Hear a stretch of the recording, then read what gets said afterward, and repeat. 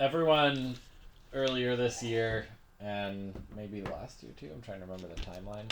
But everyone was in like a big fuss about this lawsuit, the NAR Yeah. lawsuit. It seems like people have sort of calmed down about it and that not much really changed. But just talk me through that whole process. What did people think was going to happen? What actually ended up happening? Yeah.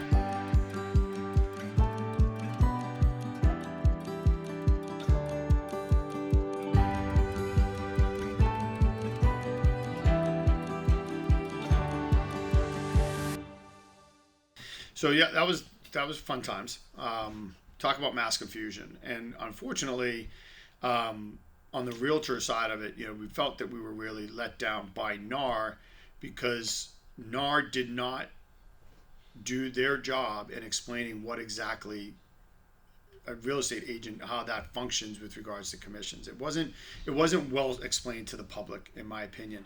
So it really gave the public a negative viewpoint on real estate commissions. You hear people say, yeah, that's 6%, that's gone, that's no longer. Well, it was always negotiable. And all of a sudden there was this complete misunderstanding that that was always the value, that was the minimum. And it was like, it's always been negotiable. So there was just misinformation out there that it was never clarified right off the bat from NAR, unfortunately. So what's happened now in the public is we as agents have to spend a little bit more time explaining what that lawsuit was about and what the changes are today. And I'm finding more and more of the sellers and the buyers, they're understanding it a lot more before we even have to have the conversation. But we walk them through the process all the time. And basically the way that it works is that the seller still is paying the seller side of the commission. The buyer's agents have to negotiate the buyer's side of the commission with the buyers. And the seller does still have the option to offer compensation to the buyer's agent if they choose. But they don't have to any longer. Really, if you think about it, what happened was when you had a listing agent walk into an appointment and they were negotiating the commissions for the sales, they were negotiating the commission of the sales for themselves as a whole. And then if they didn't find the particular buyer, but another agent did, then they were offering a portion of their commission to that other agent, which means that agent was actually paying the other agent, or that brokerage was paying the other brokerage in the transaction. Now, what can happen is that it can be completely separate. The seller only has to pay the seller's brokerage if they choose, or they can offer compensation. The buyer side of the transaction, they have to negotiate with the buyer the compensation that they will be paid for representing them. If the buyer, where it gets confusing, if the seller is offering a certain compensation, let's just say, for example, the seller's offering 2% and the buyer agrees to pay 3%, then the buyer pays the additional 1% over and above the seller. Now, where it gets confusing is if the seller is offering 3%, but the buyer only agrees to pay 2%, then the buyer's agent only gets 2%. It's whatever their agreement with the buyer is. So they're negotiating their compensation much like we have always done on the listing side of it. Now the buyer's agents are doing the same thing on their side. There's still a dual agency here in New Jersey, so we still have the dual agency option. There's also one where you could be, there's another option that has come into play as well, where you can be appointed. If someone doesn't want the dual agency, then they can actually be appointed into somebody else within your company, or a designated agent is what it's called, within the company, or even a different company if you choose. You could designate an agent to represent any of your clients in that regard. So there's a couple of more steps to it. The biggest factor that is just now that everyone has to negotiate their own compensation, which is really the listing agents was negotiating the compensation for everybody involved in the transaction. So it really kind of depends. It can work for and against. I think for certain parties, I think it's good that the buyer's agents are negotiating their compensation now. It's only right. It does kind of separate the transaction more because now you do have the fact that the money coming from the seller is not necessarily tied directly to the buyer's agent, because they're going to negotiate that separately. Some people have said they feel it's benefited the sellers. Some people feel it benefits the buyers. At the end of the day, it's about the property. And if the seller is looking to sell and the buyer wants to buy the property and we're able to get that transaction to happen, then that's really what it's about at the end of the day anyway. But there's just some more steps in the middle of it. And we all know who benefited the most. Yes, and we all know who benefited the most. The lawyer. The lawyer. That's right. The lawyers, yep, exactly right. So I did hear an interesting stat where they said that all the people that were a part of the lawsuit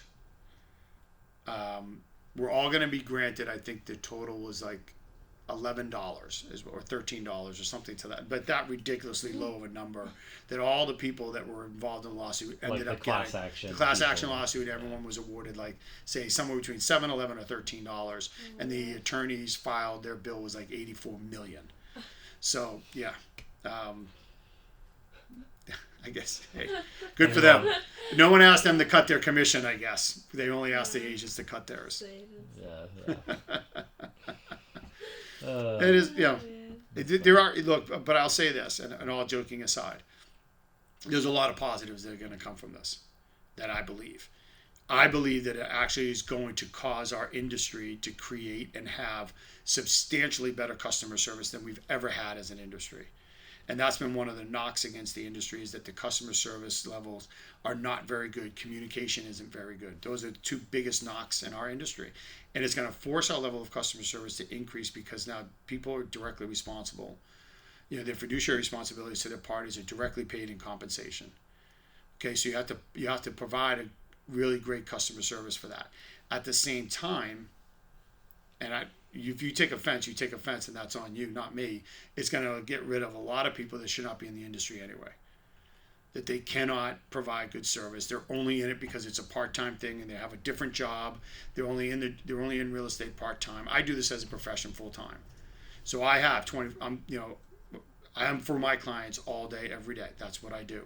I'm not worrying about my car sales or my bartending or my restaurant work or my carpet cleaning work or my other job or whatever it might be, my painting. I'm focused on real estate only and my clients. So I think it's going to weed out a lot of that, which means the level of service will increase, because the professionals will rise now to the top, and they'll be servicing everybody, providing that service, and not have to piecemeal deals together because another agent on the other side of the transaction can't function because they're not around. And now we got to handle it for both sides. So I think there's going to be a lot of good that's really going to come out of it. I'm really excited to see what happens in the next 4 to 5 years now with this. Cool.